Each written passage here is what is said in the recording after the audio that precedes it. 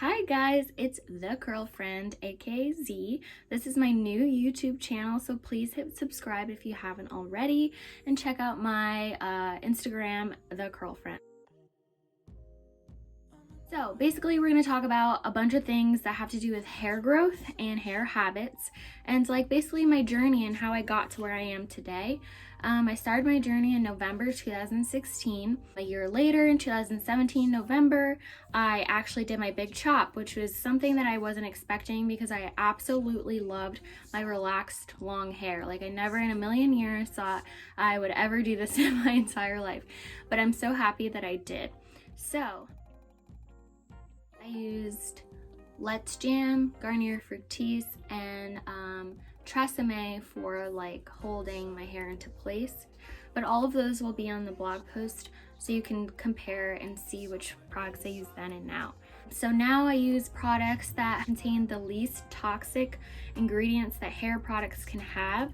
So far from my research, I feel like a lot of hair products have not so great chemically based ingredients. There are natural ways to get the same results, such as flax gel. It works just as great as other products that I've used, and it contains zero toxic ingredients. When I look for natural ingredients and natural products, I also try and make sure I'm considering the impact it has on the earth.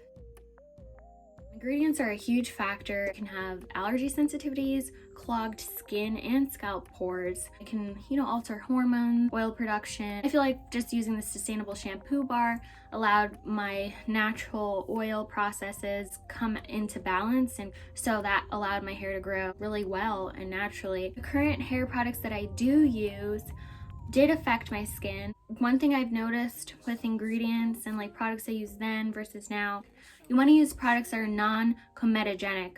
So that just means that they're not clogging your pores, and that goes for your scalp and your hair follicles as well as like the pores on your face. So if you're breaking out, sometimes that has to do with the products that you're using. So it's really good to pay attention to how your skin, hair, and like your overall like feelings are when you're using hair products. Breakage.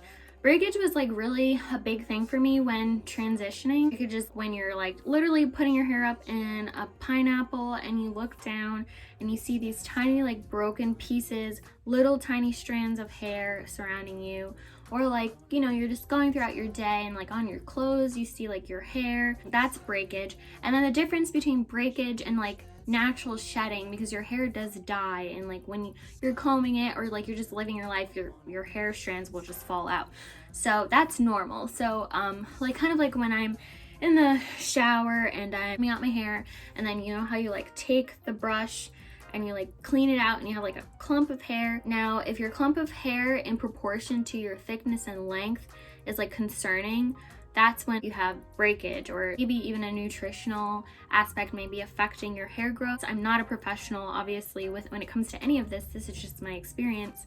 But sometimes, it's good to look into your diet and what you're consuming. You can basically avoid it by developing a routine, like using the same products you wash basically on the same days, and you're like combing it in the same way. I like to start, like grab a chunk of my hair here and like start at the bottom, and like once I get the kinks out, gather more hair, and like as I keep working my way from the bottom of my hair to the top of my scalp. Then once I do that, start from the scalp and go down. But that really helps with breakage. Retaining moisture, it's really about developing a routine. One thing that I did a lot when I was transitioning was do the deep conditioner with the Hask argan oil deep conditioner treatment. Amazing. Sometimes I kind of just want to try it again because it's like it was so great that like, I mean, your curls, like you just wait. I think it's amazing. But yeah, I would use that, and I would literally put a plastic bag over my head and go under. I have a portable hair dryer, so I would sit under that for like I think 20 minutes, maybe 15 minutes, wash it out. I mean, like amazing. This kind of goes into the next thing, hair porosity. My hair right now is like at medium. I feel like I don't really need to do much. I don't deep condition at all. I don't use protein treatments or hair masks. I've tried one hair mask and it was like, it kind of reacted like it does when I add conditioner to my hair. I haven't deep conditioned and I don't know how long, probably years at this point since the beginning of my journey.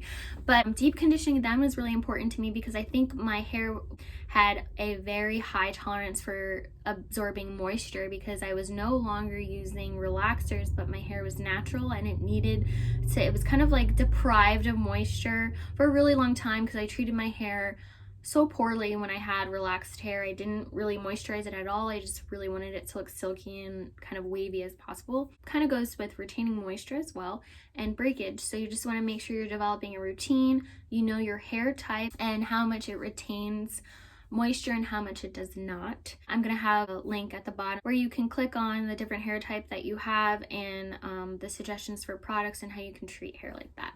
When it comes to things you're supposed to do with curly hair, I personally don't believe that. It really has to do with like your routine, hair type, your diet. Like there's so many things and factors like that come into having hair growth, retaining length, and like just having healthy hair. So even what I'm saying, take with a grain of salt because everybody's different. Kind of really have to go on this journey with other people as a support, but it's on your own. You got to figure your own self out. Really, it's just literally a journey of figuring out what works for you, what makes you happy, what makes you feel beautiful. Braided crowns are great for transitioning hair because it blends everything together, and it's a great protective style. That's a style I did like almost every day because I felt pretty in it. It looked good and it was easy to maintain, and I could just redo it right after a wash.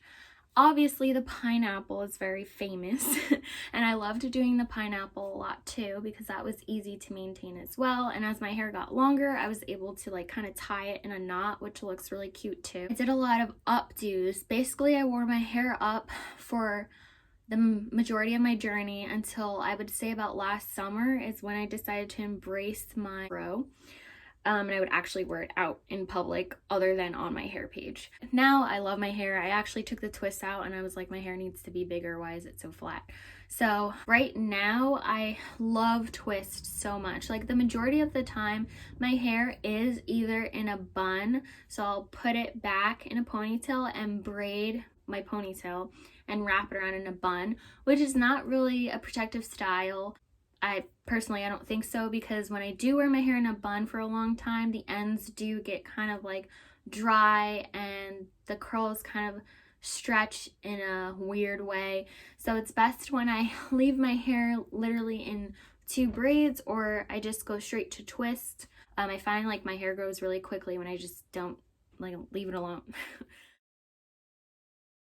So that goes to like trimming ends and heat on hair. February I straighten it for my birthday, and then October I declared straightening month. It's straightening season in October because it's like just the right weather where your hair doesn't frizz. During the summer I like never straighten it because why? It's just not gonna work out for me. So October in the beginning, and I'll try and keep it straight for a couple of weeks.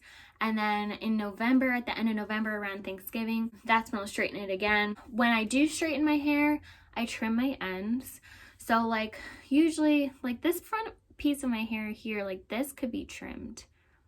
This section of my hair is it's more fine than it is the bottom of my hair, which you can tell here. Like there's just two different, and they were in twists, but just by looking at the end of my hair here, you can see how different it is. They're just two different hair types. And this hair type for me, I feel like looks like it needs to be trimmed more often. It's not like a ritual that I do or like certain times that I do it. It's just when I really feel like it's necessary. Usually though, it is after I straighten my hair and after like I condition it, and then I come out the shower and I'll look at my ends, and if they look pretty healthy, I'm just gonna leave them alone. I'm not gonna like do anything to them. Heat like literally affected my hair so bad. I cut my hair when I was 13. This was my hair when I was 13, and then for it to grow from there to all the way to here, it took 5 years. To me, when I'm looking at this doesn't look like a lot of growth for me personally. In 5 years, I just feel like hair, you know, any hair type has the opportunity to grow when you find what works for you. So within those 5 years, after I started to go natural when I was 21, I literally like killed my hair from that length all the way to here is where my hair ended up when I was 21, from 18 to 21, because I just kept straightening it. 13 to 18, I was straightening my hair very frequently, from like 4 to 5 times a month or every other month, using heat like just willy-nilly, like I just put anything I wanted in my hair. Versus now, I literally had hair that was this big in 2017, and from now, this is how much it's grown from paying attention to the products, ingredients, using castor oil, just like my diet and all of those things. I'm gonna have pictures in the blog.